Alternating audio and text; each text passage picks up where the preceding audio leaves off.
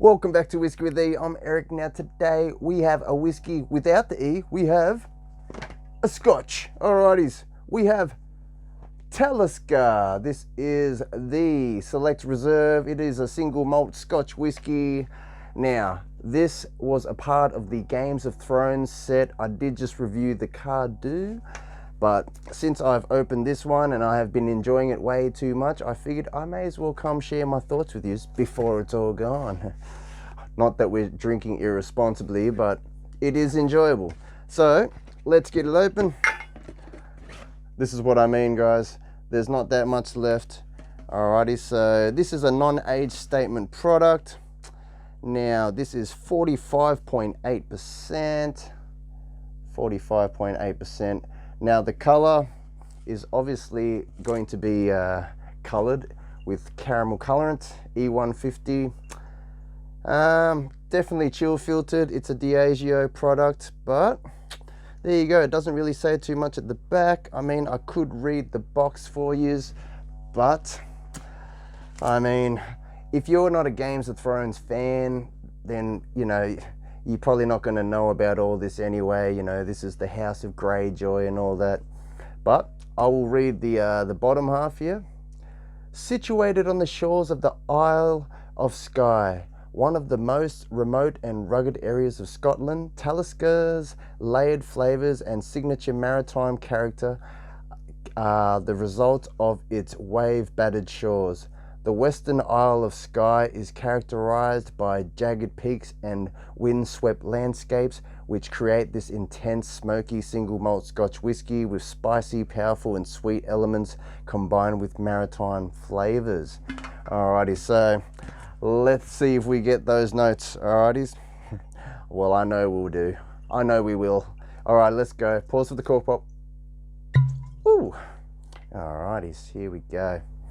Alrighties, like I said, I have been enjoying this. Now, for everyone that doesn't know, the Games of Thrones set came out like 2018. Now, I thought to myself, this was it's what got me onto my whiskey journey. So I think the idea of what Diageo was trying to do, right, was pretty much the fans of Games of Thrones, we're going to see this, they're going to buy the bottle, and then it was going to introduce let's just say the non-whiskey people, introducing them to the different distilleries.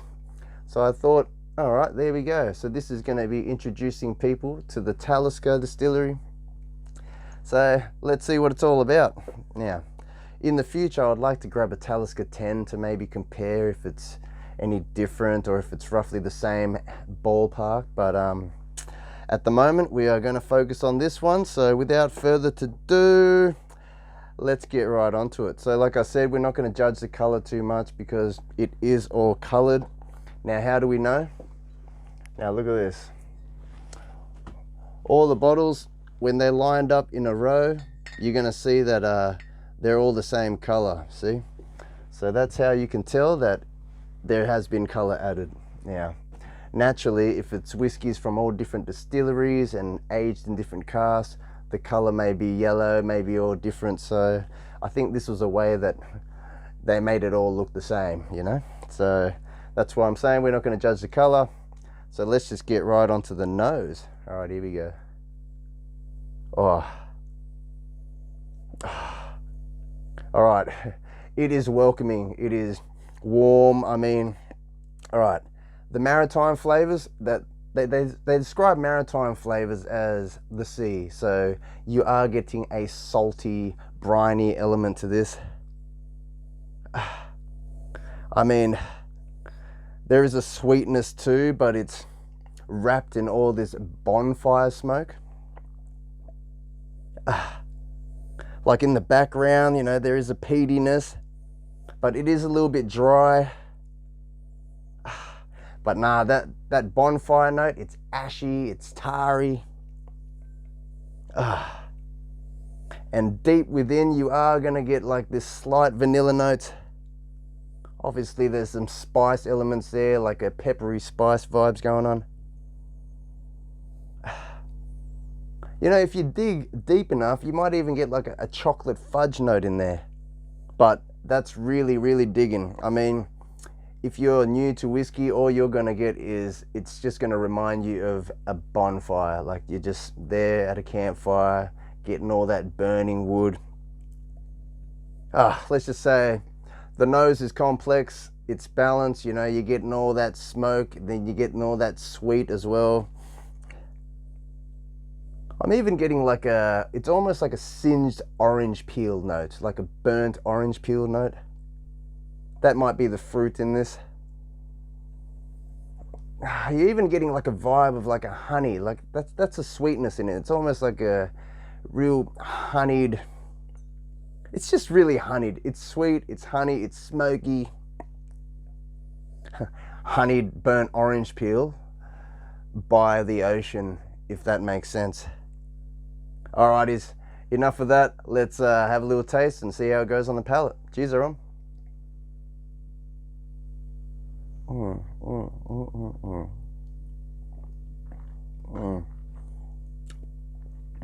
I forgot to turn off my notifications. Now there's going to be certain sounds. Alright, there is a slight heat that comes on, like a peppery note. It is a little bit drying. That ash, that campfire note really does overtake any salty maritime kind of notes. But let's just say it reminds me of a barbecue, you know, like you're smoking some meat, you know, it's almost like a honeyed, sizzled, you know, like caramelized over some meat cooking on a barbecue. Yep, woody. Yeah, the vanilla notes. Oh my goodness. But see, now the finish is gone. Anyways, you know what? Let's go in for a second sip and see what we get. Cheers, everyone.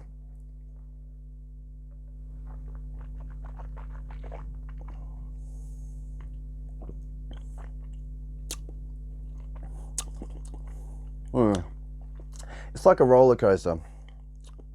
There's no bite to this, nothing like that. All right, so pretty much very approachable, but then you're met with this subtle, gentle heat that comes on, like you just ate some chilies, or like some light white peppers or black peppers is coming on. Yep, it is a little bit drying. Yep, the smokiness, it's all there. Slight woody. And you are getting like a slight sweet fruit vibe in there. I can't really pinpoint what it is. It doesn't really transfer to like the burnt oranges that you get on the nose. But then it kind of finishes off like a malty, cereal, biscuity vibe. Yeah, I mean, it's not bad, guys. If you like something that, like, people may describe this as, yeah, there's peatiness in there, but it's not like that briny, you know, like not that kind of peat. It's more heading towards the campfire, you know. But the finish, it's light, you know, you got the light peppers, you know, but it does feel like you're having a barbecue, you know, you're eating something that's jizzled over with honey and caramelized, bit of salty vibes, but the green notes does come through.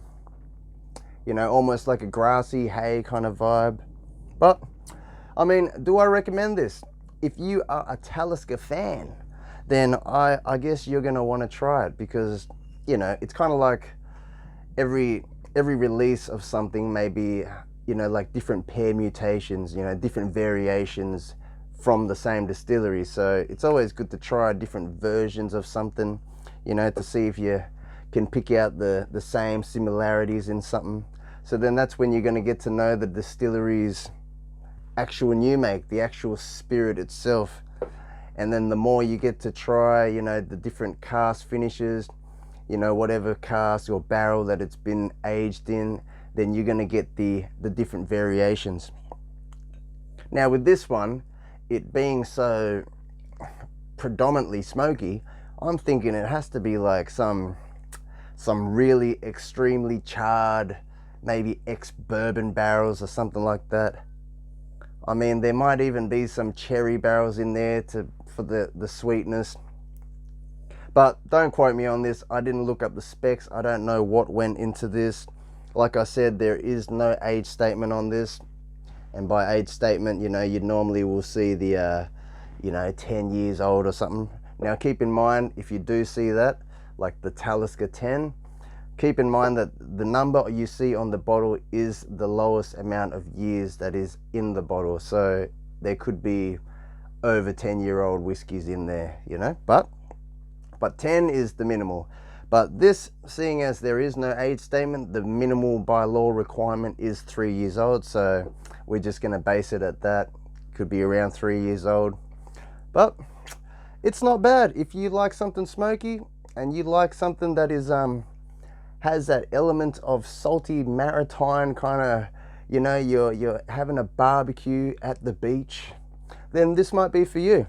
Alrighties, let's have a last sip and see if I recommend this. I mean, if you can still find it, I recommend you grab it, you know.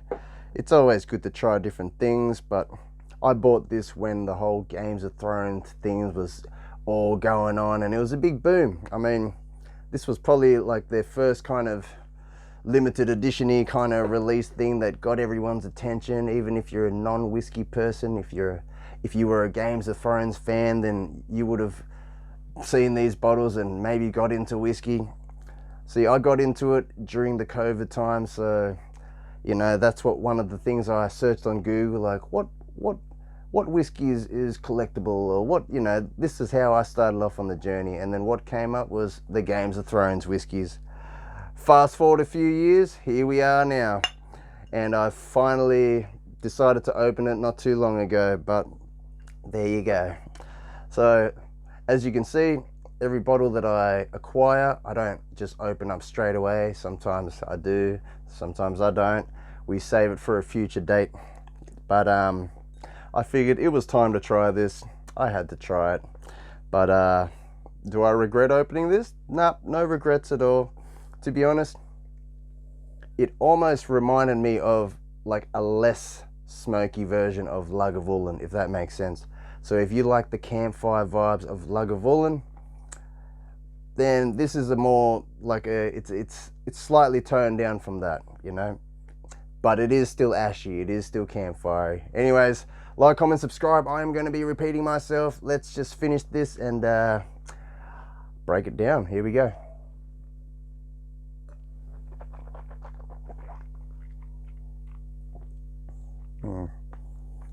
I mean, everything there is good. Let's just say the more you enjoy it, the more you're going to acclimate to it. Like even right now, it's just so approachable. See, those smoky, ashy flavors are still going. So, there is an oily element there too, guys. So it's not watery per se.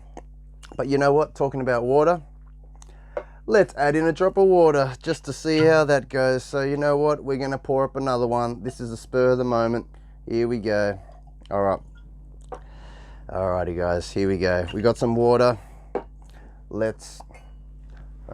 where's the spoon? Where's the something? You know what? I can't see a spoon.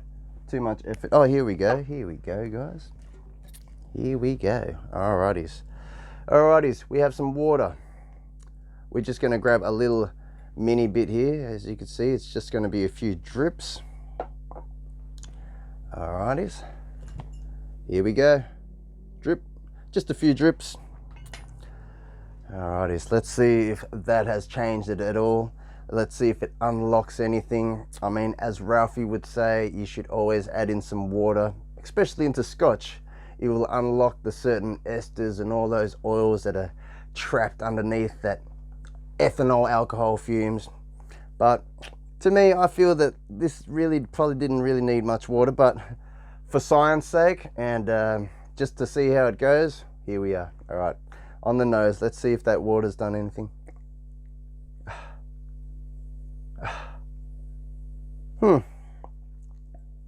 Okay, the water has toned down the ashy campfire vibes, and it's almost brought out a more peaty, the briny note. Like it's more of a peat,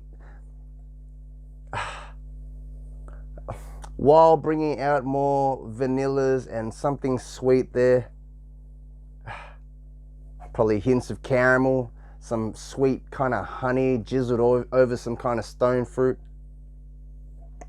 This is really interesting. There you go. Water took away the extreme ashy campfire notes. There you go. Oh, you know what? This has been a lot more interesting than the Cardu. So if I could maybe even recommend, Talisker is one of the well-known distilleries. So you'd expect maybe a lot more people would be aiming towards grabbing the Talisker bottles or the Lagavulin. And you know, it really depends on what distillery you enjoy the most, or what kind of notes you enjoy out of certain distilleries. But if you like campfire-ish, if you like those maritime notes, like you're having a barbecue by the ocean, then this may be for you. But let's see how it tastes with the water. Here we go. Cheers, everyone.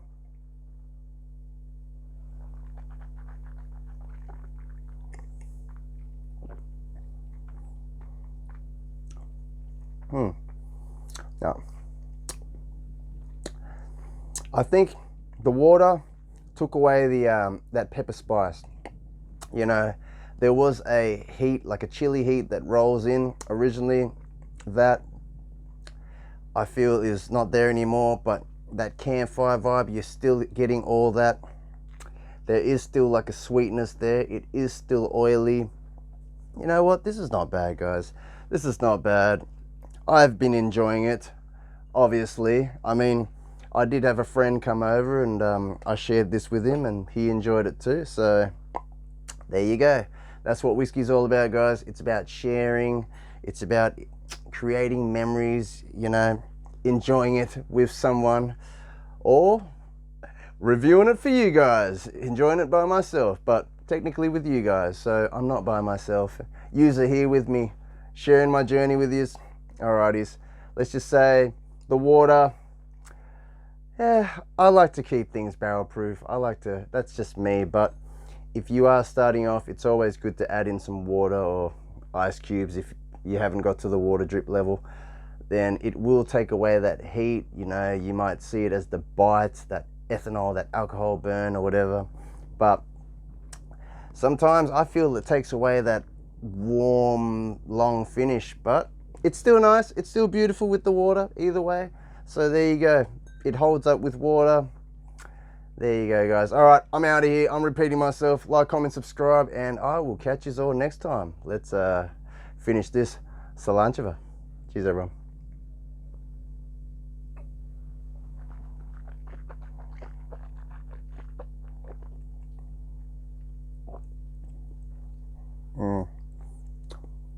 Yep. Yep. Campfire, honeyed, sweetness, briny, cereal, grassy notes, malty.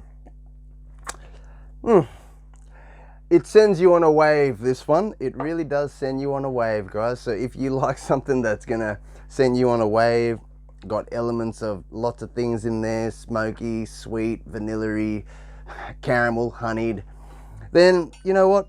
Talisker. Give Talisker a try. If you see these out in your stores, maybe there's still some left. Keep in mind, it is a few years have gone past now, but is it worth it? I mean, it is a non-age statement product, but some say that this may be even more interesting than the regular Talisker 10.